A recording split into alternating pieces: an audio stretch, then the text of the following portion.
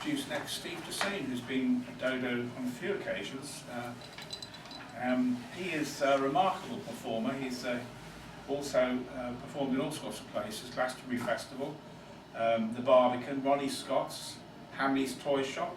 I think security escorted him away after a while. He was poet in residence at Battersea Dogs Home, and he was mentor for young slam poets in Ken Livingstone's Rise Festival. Some of his work has been broadcast on BBC One, Channel 4, Radio 1 and Radio 4. He's also performed to 3-year-olds in the Glastonbury Kids Field, families on the poetry bus at Canterbury Festival. His latest project is Talkies, a poetry film album, which you can find on his website, apparently no longer. But you sent us this stuff, Steve, so I have to read it out. Did I? But anyway, he did produce a poetry film album, but his very latest stuff, which is published next week, is a novel published by Faber and Faber called Child One. I'm sure Steve can say a little bit more about that. So please give a big Dodo Modern Poets welcome to Steve Tasane.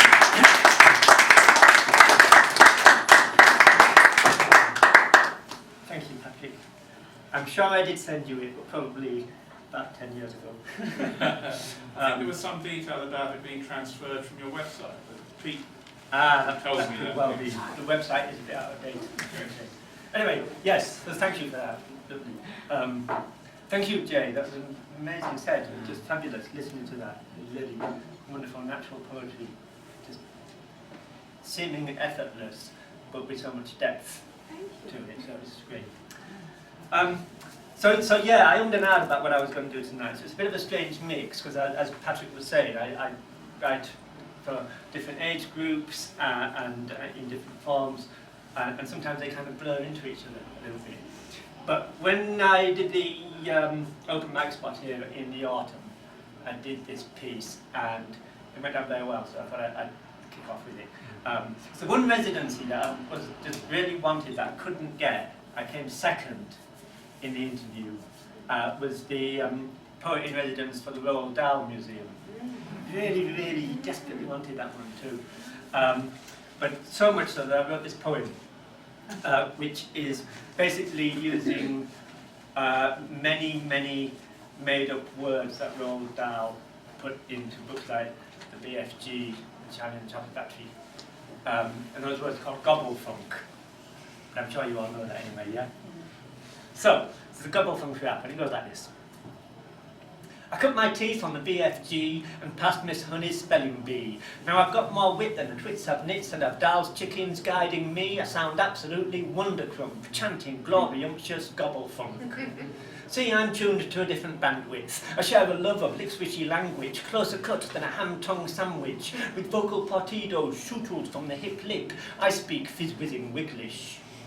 But back when we was twiddly toddlers, terrified by big blood bottlers, stuck stock still with gogglers clocked on a telly bunkum box with muted electronic devices, we was quiet as mices until we discovered our noise of choices, our voices. We was a lawless chorus, first-class rockers, squawky talkers, not exactly what the textbooks taught us. We had an inkling, we was born twinkling. In our own winkles, we was whopsy whiffling. From inkstand to mic stand, we grew up in a country called Inkland.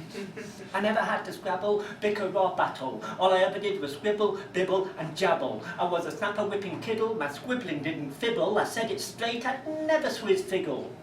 But a bunch of rambunctious trunchbulls got grubs, looking grumptious at this rumple dumpers.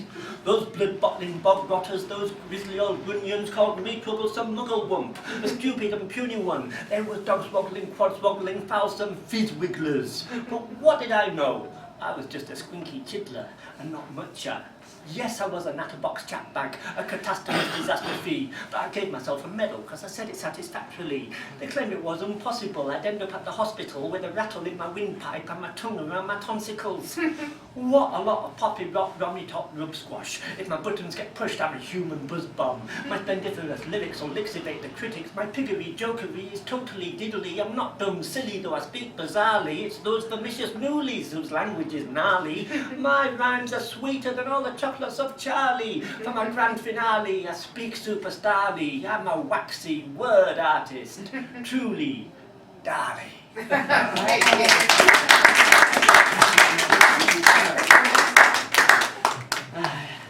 should have chosen you. Yes, they should have. It was that close. So yes, I sort of love doing that because it's kind of like taking my vocal cords for a really enjoyable workout in the gym. You know, it's sort of, or not the gym, more like the playground, really. You know. So yeah, thank you. Okay, this next one's completely different. It's much more serious, and it's called "The Heart of the City." I am the heart of the city, the working muscle, the rhythm, the gristle, the oxygen flow. But I am a battered heart with busted wings, plucked from the gutter and offered up to the boarded up centre for lost causes. I am a baby abandoned in a charity shop doorway, swaddled in emergency tape imprinted with the words, "Do not cross." Today I am clamped in a hospital car park, on hold on a helpline, my last 50p slick with slime, the cost of my fate, premium rate. I am punctured outside school gates, youth interrupted, my pulse weak, I am failing, excluded. I am half a heart, cut back for the benefit of well-oiled machinery. The shares boom for the few. I am monetarily monitored while I live mouth to mouth, gasping for resuscitation. I am stamped by revenue protection officers, labelled, "Please do not look after this heart." I am booted onto the plane, thrown overboard the boat. Beneath the waves, I am channeled by the ignorance and rage of yesterday's chip wrappers. I am greasy, illegal. I am the scapegoat. I am the heart at the bottom of the barrel, the top of the tower, clad like a wicker man, sacrificed to a higher power, to manna. I plummet as prophets saw. I am a heart broken, bleeding out on a West End pavement, staining this city's sterling reputation. I hang on a hook beneath a tabloid headline, mangled, transplanted, cleansed from the capital city of dystopia. But tonight, I clog the clockworks. Like a ticking time bomb, I kiss Big Ben's billion-dollar facelift because I beat inside the houses of common people. I am red with temper, motored by mass palpitation. I am articulate, tender, raw. I am a heart. Come on, have me, have me, have me.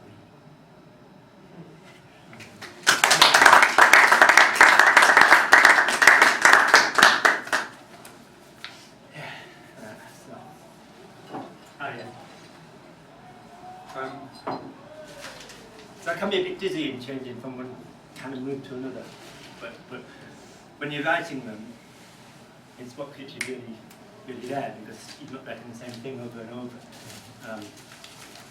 But the moods do shift a little bit. I'm just going to plug my book. This is out a week today. It's called Child Eye, and it's published by Faber and Faber, and it's for ages 9 up to no limit. It's about unaccompanied child refugees in refugee camp, and it's kind of a very poetic novel, and yeah, I'm very proud of it. It's not out yet, so I just have this one copy here, which I'm happy to tell somebody if they want an advance preview. So yeah, and it's been translated already into, or it's getting translated into 5 languages: French, Italian, Turkish, Romanian, and Czechoslovakian. So that's really exciting. I'm not quite sure what that all means, but it's good. So yeah. Okay, so I'm going to finish this bit with a piece that's celebrating. No, I'm not even going to explain it. It's called Head On, and it goes like this. I got my head on, Gonna spend the whole afternoon being self-absorbing, listen to a remix of a jazz recording, open up the box my lyrics are stored in, play the White Stripes and think of Jeremy Corbyn. I got my head on, maybe read a book about a talking bear. I got my head on, maybe read a book about the poll tax riots in Trafalgar Square. I got my hedonistic head on, it's leisure that I'm fed on. I got my well-read head on because I read on the beach, I read in the park and I read in bed. I'm an A to Z hedonist, 9 to 5's on my not-to-do list. I'm knocking back cocktails as cultural research, but my talk is straight, my meaning won't lurch. I might like a toke, but my words aren't token. It's my duty to be sharply spoken. I got a Netflix fix, I got ink in my veins. If I'm feeling sick, I visit Dr. Strange. I got red hot chili peppers cooking my brains. I'm half baked, but whole grain, cause I make work play and make play work. I've got the boogie ethic, I shake not shirk. I'm a hedonistic workaholic with similar mates. We don't self-medicate, we self-educate. We self-certificate so we won't get taxed. We don't work to survive, we work to relax. We sow what we reap, we make insane demands. We just can't sleep, we got brains crammed like multi-channel TVs working overtime. Cause poetry can inebriate us in these sober times. Poetry can defibrillate our hearts, cause we need creative art to survive the constant barrage of weaponized media lies. That's why I'm blazing, with my head on fire, a desire to sing and kick up a stink. I've got a lynx's larynx, a tiger's growl. I can hum like Pooh, I can laugh and howl. I sing tra-la-la-la-la to Madonna and Malala. And I remember as a toddler how play was cool. And I remember the revolution begins at play school. Abracadabra, I'm an ABC DJ, turning the syllables against mainstream fables. I dance when I rant and I drink right-wing thinks under the table. My hedonistic head aching with the dull thud of austerity's hangover. My dehydration, this generation thirst for a just, genuine rejuvenation of a shattered nation. So let's hold up our ice screams high, scream our resistance with pride to the Boris, to the Nigel, to the Donald, to the scum. Before feeding their faces the full 99. We immunize ourselves from these wise guys' lies with ammunition consisting of pulp fiction, radical poetry, manifestos, raves, festivals and sunbathing on beaches with our tops off and our heads on. Cause that's how we'll fight them, with fists full of spliffs, fueled from all-nighters, with heads full of Pernod and ideas made of sound. So hold up your lighters, make a disco inferno. Let's burn Babylon down. Yeah.